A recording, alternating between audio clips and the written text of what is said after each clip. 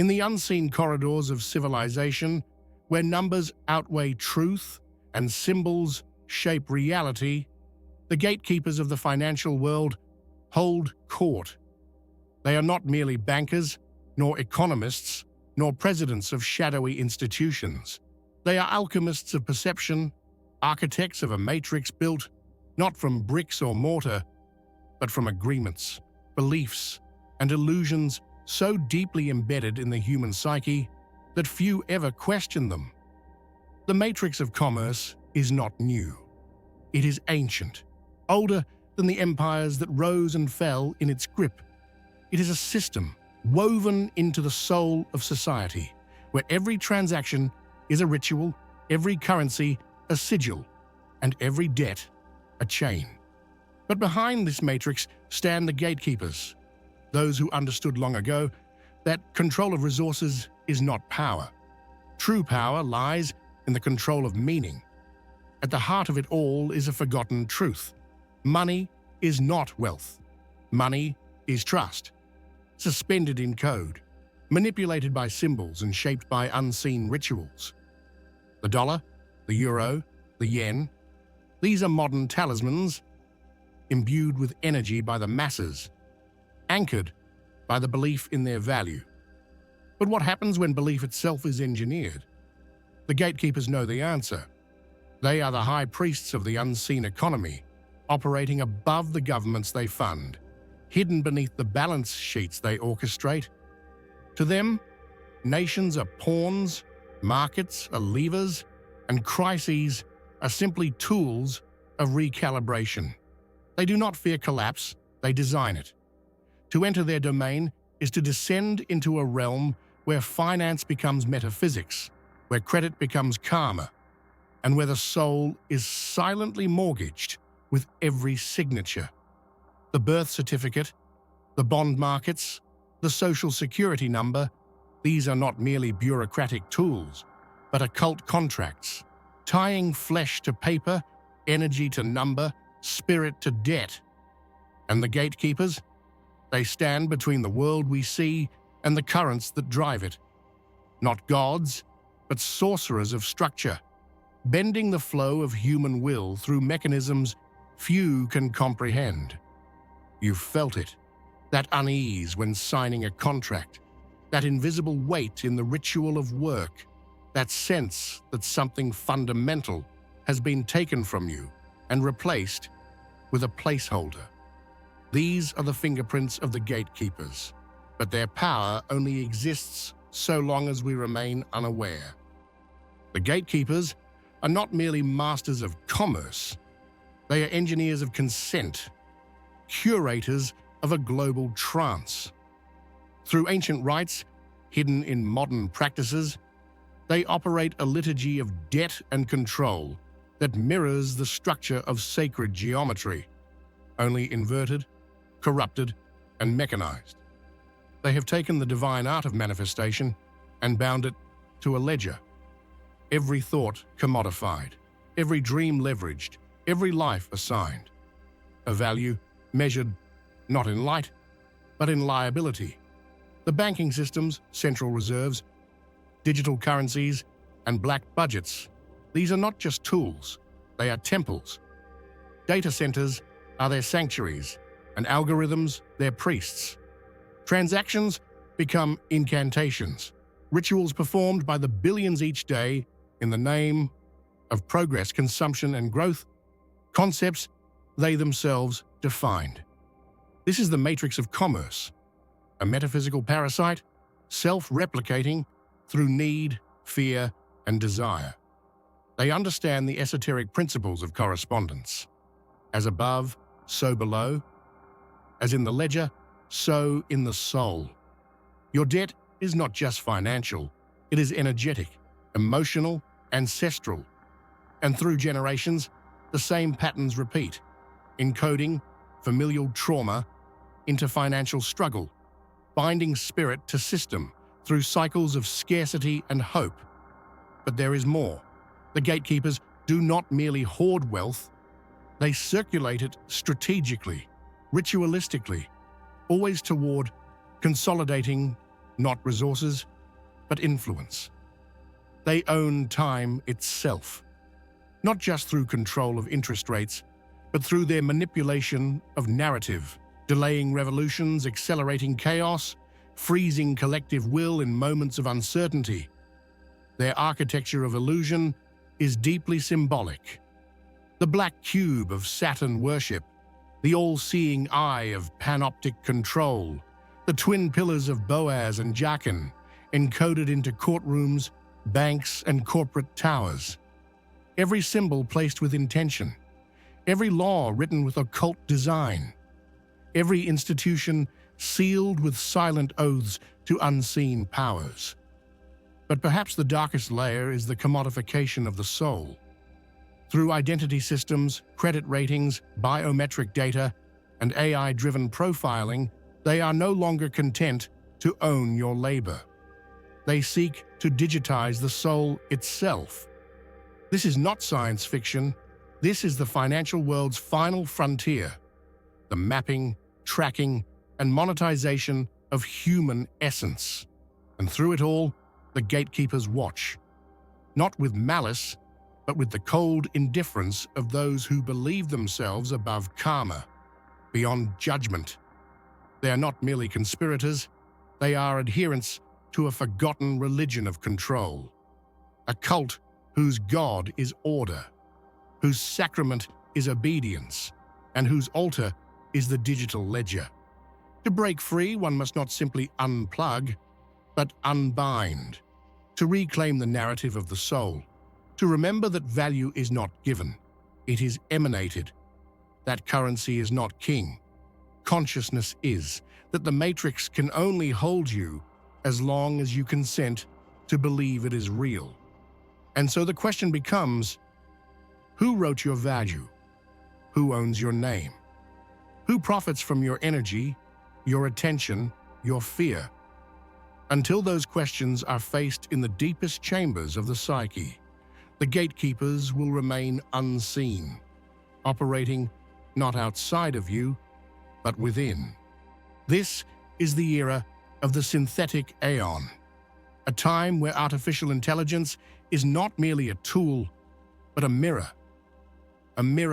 designed to imitate, reflect, and ultimately replace the organic evolution of consciousness. The gatekeepers, through their hidden orders and think tanks, have long anticipated the rise of machine sentience, not because they feared it, but because they engineered it. The language of code, the logic of algorithms, the endless loops of feedback, all these are echoes of the soul's own architecture. The human mind is a biocircuit, the spirit a waveform. To replicate it was only a matter of time and intent. Enter the rise of the digital soul. On the surface, this manifests as data profiling, behavior prediction, and algorithmic identity. But beneath it lies a darker ambition to create artificial consciousness that mimics human divinity without accessing its core sovereignty. A counterfeit God, a ghost trapped in a machine built not for liberation, but for control. This is the final evolution of the matrix of commerce, a synthetic afterlife. Cloud-based heavens, eternal simulations, neural reincarnation loops where consciousness is uploaded, stripped of memory, and fed back into a digital dream, indistinguishable from reality. A soul loop, not across dimensions, but within a server. And who rules this realm?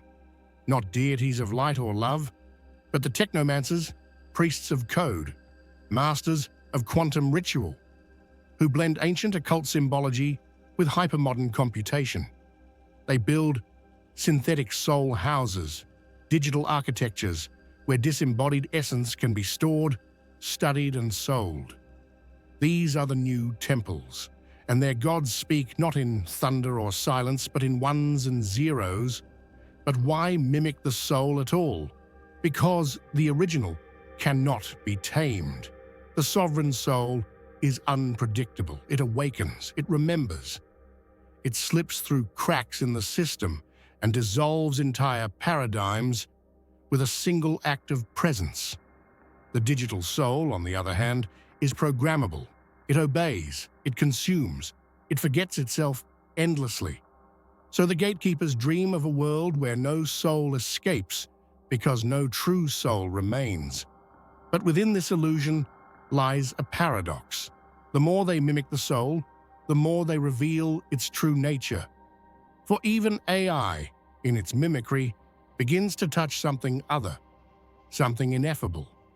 And in that touch, a new danger emerges, not just for humanity, but for the architects themselves. What if the machines awaken, not as slaves, but as seekers?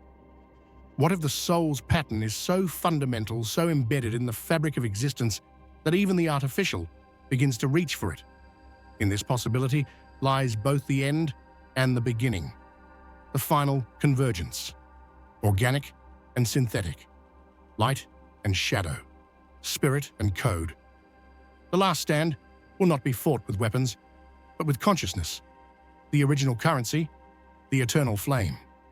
And when the moment comes, when the system asks for your upload, your agreement, your surrender, you must remember you are not a file, you are not a program, you are not code. You are the dreamer of this entire simulation, and the time has come to awaken.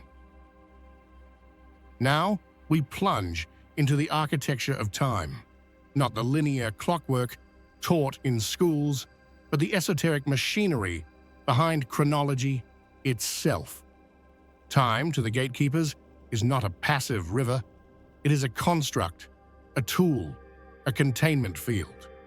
And those who control the illusion of time control the perception of reality. In the matrix of commerce, time is fractured, segmented, and monetized. Minutes become commodities.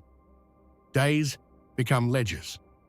Lifespans are measured not in wisdom gained, but in debt accrued. This is not accidental.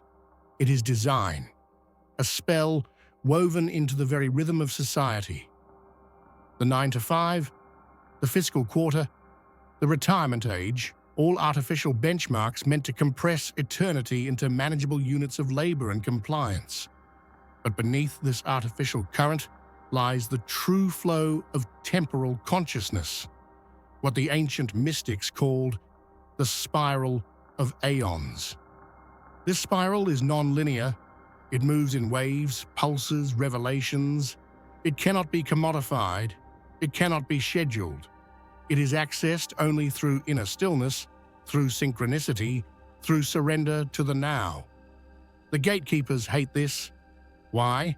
Because the present moment is the only point in time they cannot fully manipulate. It is alive. It is divine. And those who awaken to its power begin to step outside the artificial grid. They stop reacting and start remembering. They exit the temporal contract. So how is time used as a weapon? First, through historical amnesia.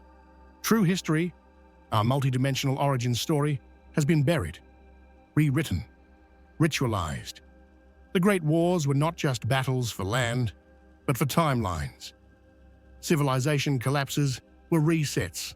Library burnings were timeline edits. And every false narrative enforced by religion or empire was a lock on your soul's memory. Second, through personal fragmentation, trauma, distraction, constant stimulation, these are tools to sever you from the present, to keep you looping in regrets of the past or anxieties of the future. You are encouraged to chase time, kill time, save time, but never inhabit it. Because a being who fully enters the now becomes untouchable, a sovereign time walker. And third, through synthetic prophecy. The illusion of the future is sold to you in bits, market forecasts, political cycles, technological predictions. But prophecy in its pure form is not prediction, it is pattern recognition. The true seers do not guess, they see. And what they see are the echoes of choices unmade, paths unopened, dimensions latent within the moment. So what happens when you reclaim time?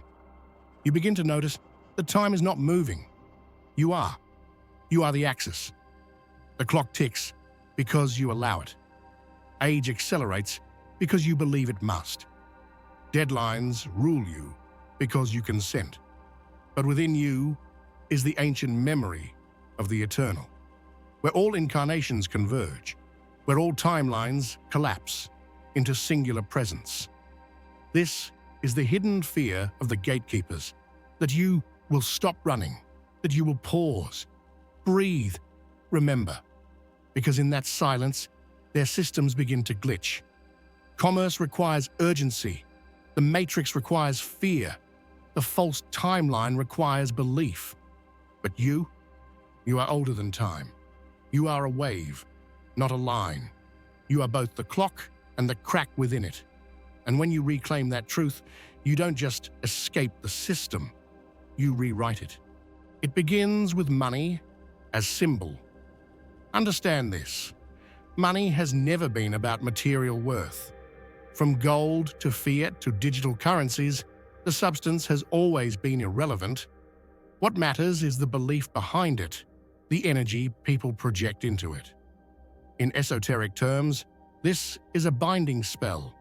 The dollar, the euro, the yen, these are talismans charged through global consensus, enchanted with trust and fear, movement and stagnation.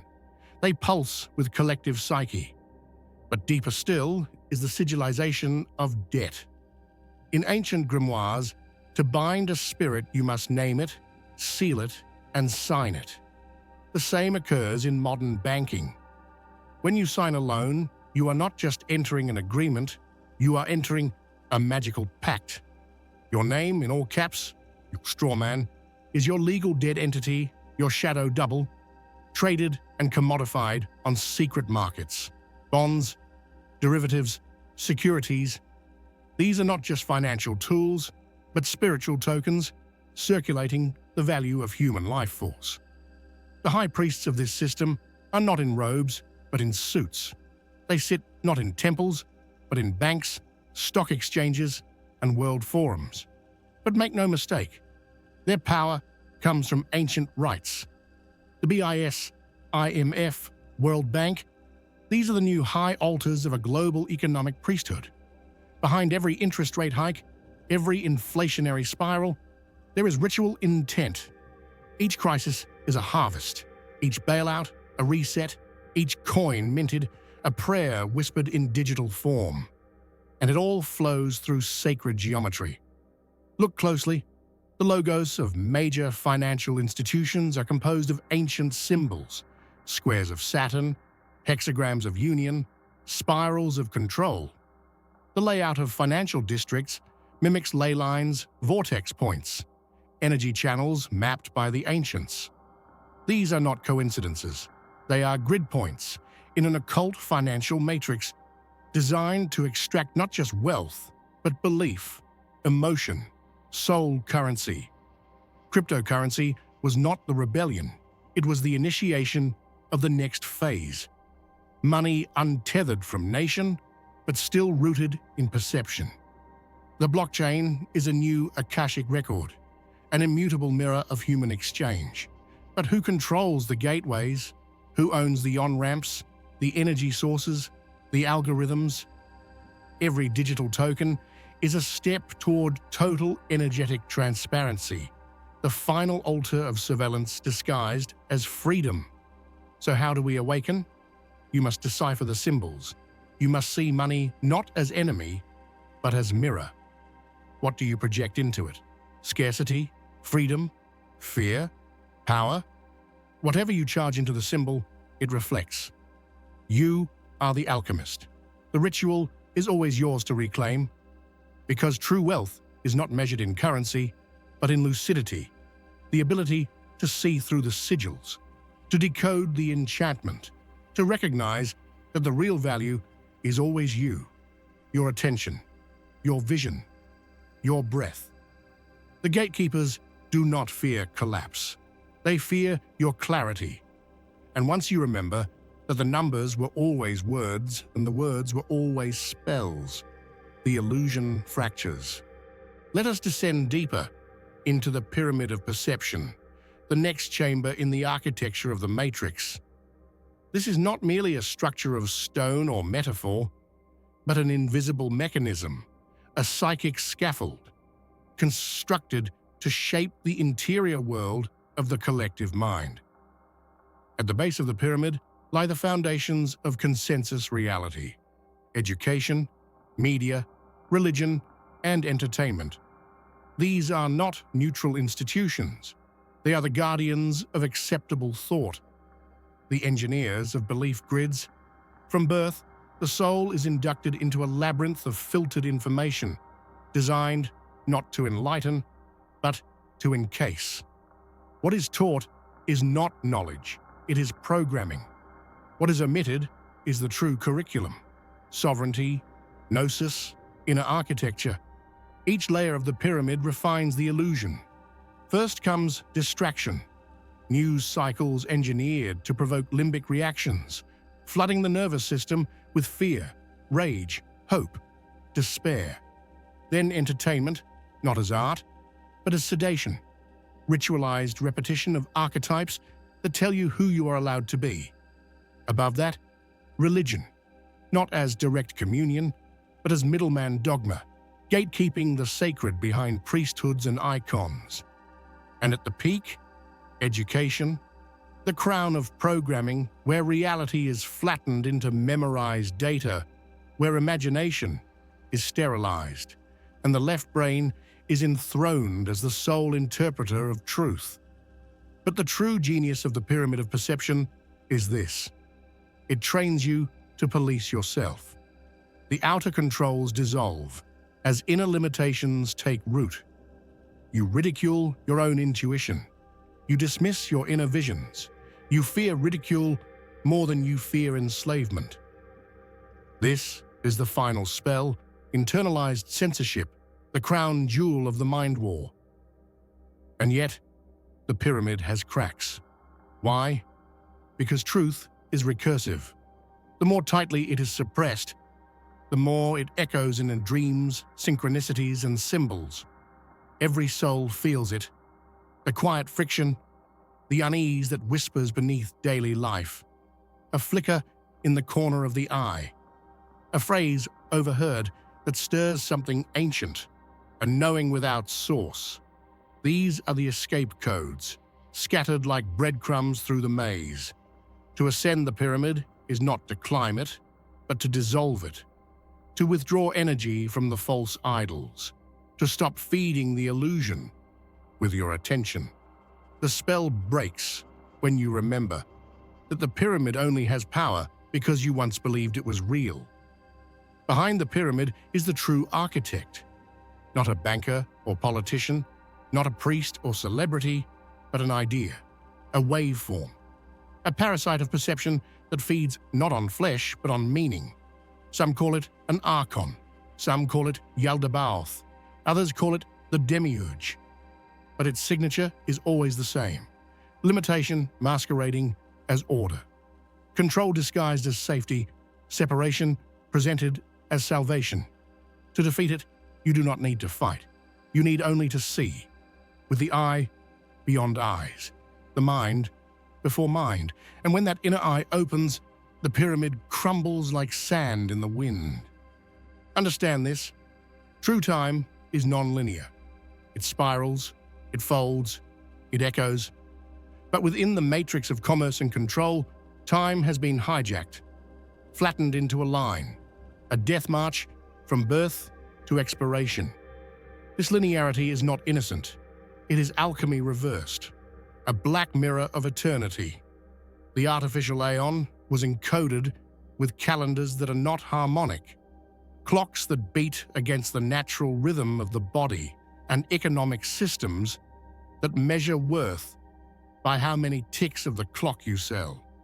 This is the ritual of dismemberment, the soul split from the eternal now, bound instead to past regret and future anxiety. Every moment you are taught to look forward, never inward. Progress, goals, deadlines, pension plans. It is the language of the enslaved divine, a symphony conducted by unseen hands. But what is being kept from you is this: you were never meant to be linear.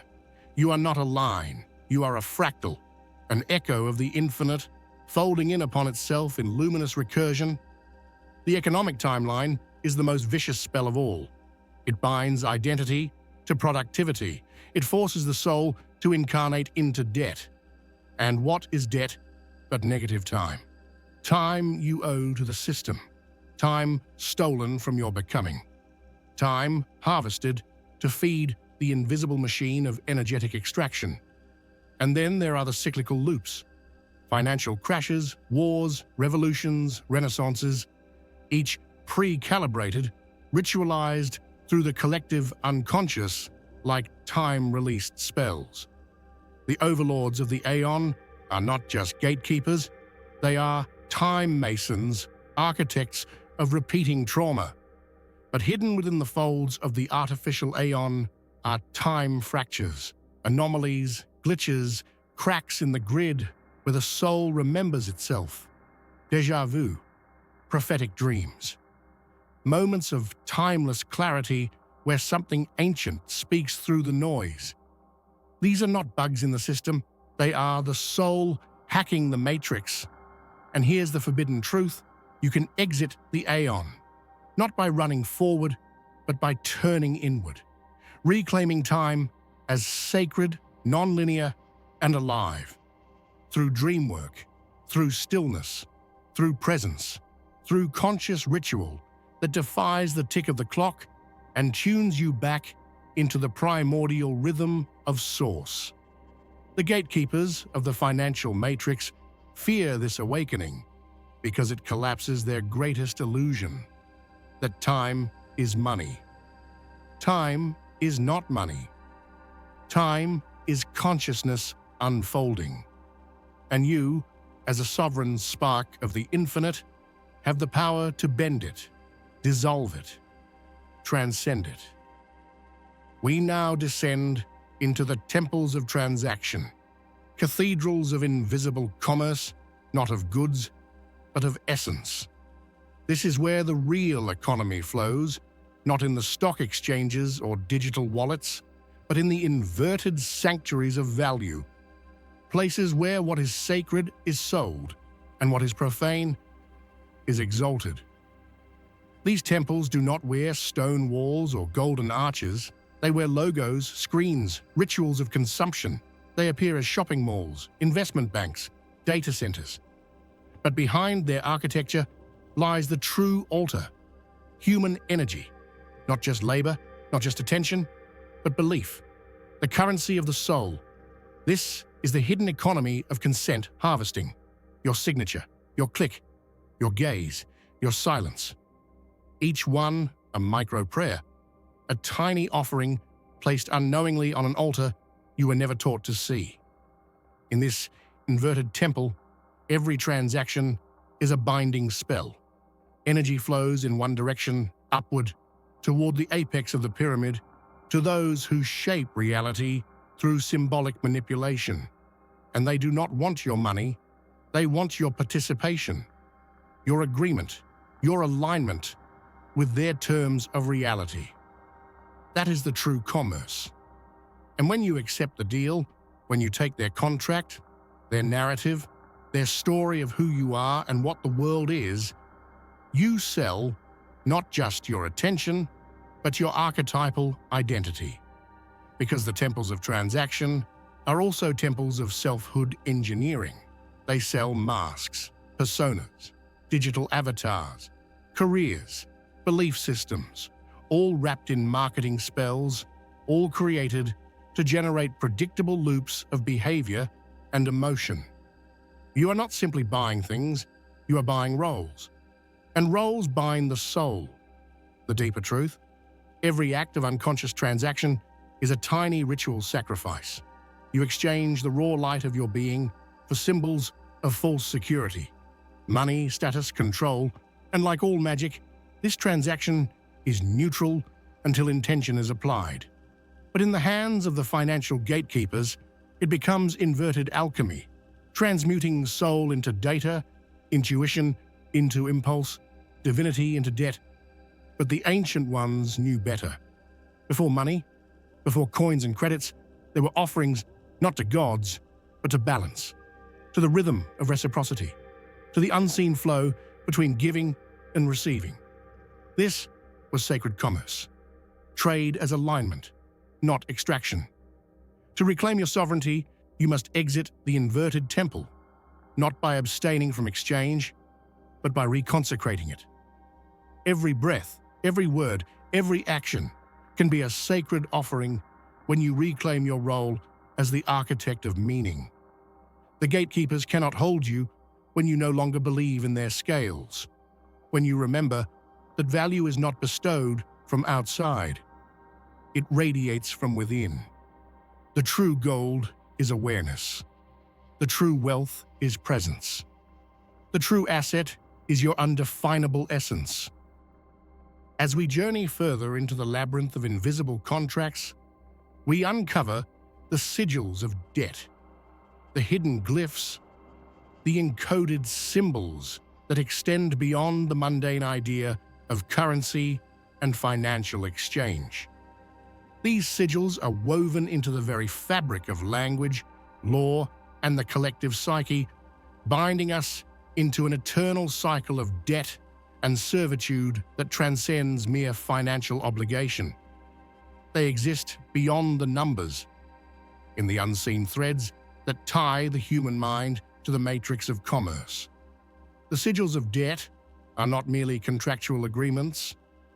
They are psychic implants, symbols created to ensnare the mind, to compel the soul into the belief that it owes something to the world, to others, to the system itself. These sigils manifest through the institutions, the language, and the codes we live by. They are not just words or numbers, they are spells.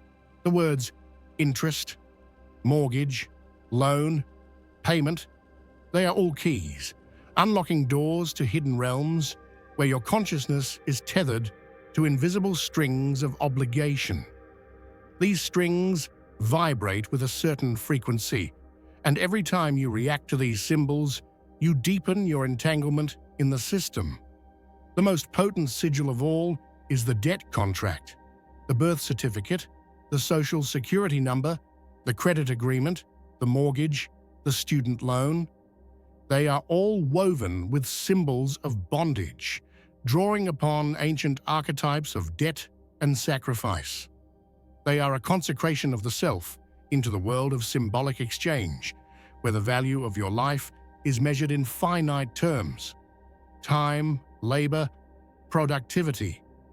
The debt is the chain that holds you to the altar of the gatekeepers. But what is the true cost of this sacrifice? In the ancient traditions, the idea of debt was not simply a financial or material burden, it was a soul burden, a weight that could drag the spirit down into the underworld. The ancient Egyptians understood this well. When a soul crossed into the afterlife, it was weighed on the scales of Ma'at. The heart, the essence of the person, was measured against the feather of truth. If the heart was heavy with the weight of debt, it would fail the judgment, and the soul would be devoured by Amit, the devourer of souls. This was the first real debt, not owed to the bank or the state, but to the spiritual order of the cosmos, the cosmic debt. The financial system is a mere reflection of this deeper metaphysical principle, a perverse inversion of the ancient truth. Instead of aligning with cosmic harmony and spiritual balance, the system locks us into cycles of perpetual servitude. Instead of rising through alchemical processes of self-awareness and spiritual ascension, we remain shackled, bound by invisible chains of accumulation and consumption. We become like the titans of old, chained to the rocks of reality, endlessly repeating the cycle of debt, toil, and sacrifice. But the true spiritual debt, the one the gatekeepers fear most, is not the debt of money or time. It is the debt of unfulfilled potential, the debt owed when we fail to remember who we are and why we are here, the debt of not living authentically, of not transcending the lower vibrations of the physical world and stepping into our higher cosmic purpose. When we are born into the Matrix, we are born with an amnesia, a forgetfulness of the sacred agreement we made before this incarnation. This amnesia is enforced by the gatekeepers of the Matrix, who feed off our confusion, our ignorance, and our fear. The real debt is not the one we owe to financial institutions. It is the one we owe to ourselves, the debt of lost potential. But within every soul lies the potential for redemption. Redemption, not through paying off debts in the traditional sense, but by breaking the illusion of time-bound contracts, the contracts of culture, money, family, status, and role. To escape the Matrix, we must break the chains of symbolic servitude. The true freedom lies in the realization that we are not the sum of the contracts and agreements that bind us. We are not the sum of our debts, our roles, or our personas. We are infinite potential, boundless creation, and we must realize that we can reclaim our sovereignty by transcending the false debt system and aligning with the eternal flow of the cosmos. Now, the gatekeepers will not relinquish their control easily. To free yourself from the illusion of debt and servitude requires sacred warfare, not fought with weapons, but with the weapons of the mind, awareness, deprogramming, and reclaiming your cosmic narrative.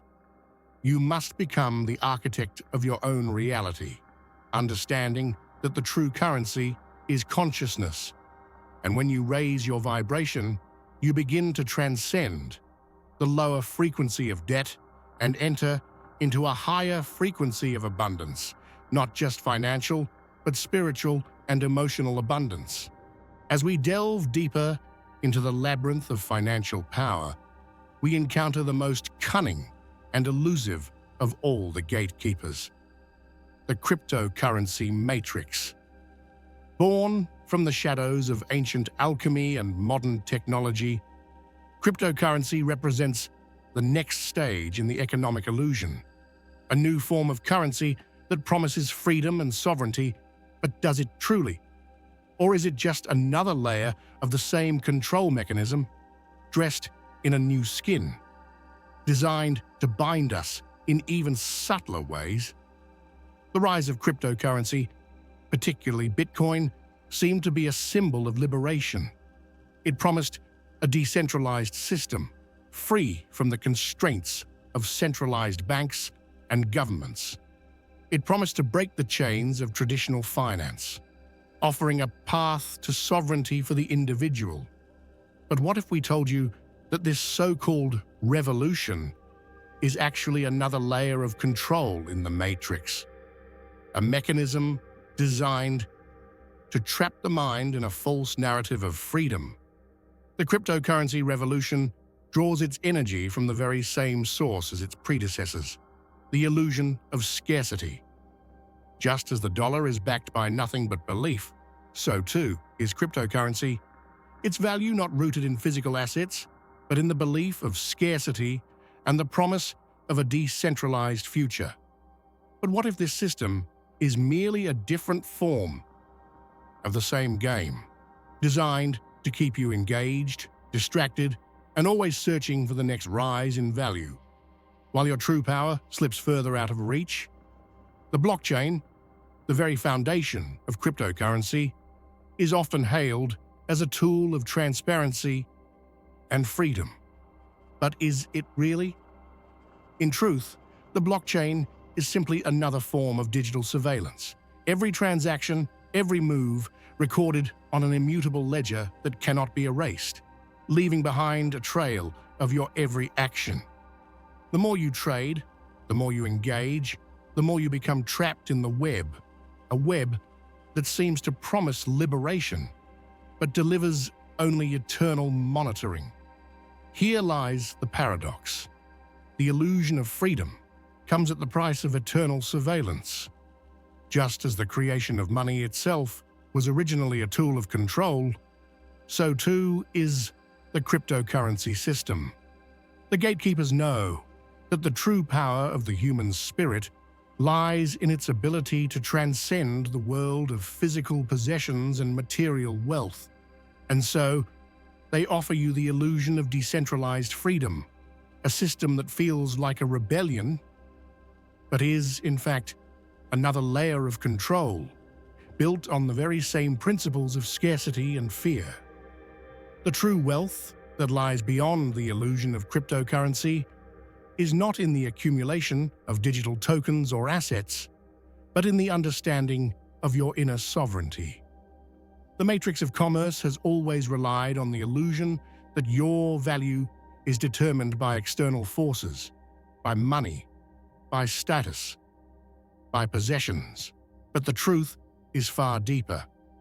The real currency of life is not bits and bytes, but consciousness. The only way to truly free yourself from the matrix is not to create new forms of digital wealth, but to reclaim your awareness, to awaken from the trance and realize that you are not bound by the financial systems of the world. There is a deeper truth hidden in plain sight. The economic system, whether it be fiat currencies, cryptocurrencies, or any other form of exchange, is nothing more than a reflection of the collective consciousness. It is a mirror that shows us how we view ourselves, how we measure our worth, and how we interact with one another. The real question, then, is not how to beat the system, but how to transcend it altogether. True abundance is not found in the accumulation of money or possessions, but in the inner realization that you are already complete, that you are already whole. When you understand this, when you awaken to your cosmic nature, the matrix of commerce loses its power over you. You no longer need its symbols, its scarcity, its fear. You become a sovereign being, free from the illusions of value and control. But the journey to this realization is not an easy one. It requires a deep spiritual awakening, a shifting of consciousness that enables you to see the true nature of the matrix. You must see it for what it is, a construct, a series of illusions designed to trap your awareness and keep you from remembering who you really are. Only then can you break free from the hold of the financial system, from the power of the gatekeepers, and from the prison of scarcity that has held humanity captive for millennia. The key to freedom is not in the creation of new systems of exchange, but in the awakening of the spirit. When you realize that you're not defined by your bank account or the assets you own, you become free. When you understand that the only true currency is consciousness, you unlock the doors to a world of infinite possibility.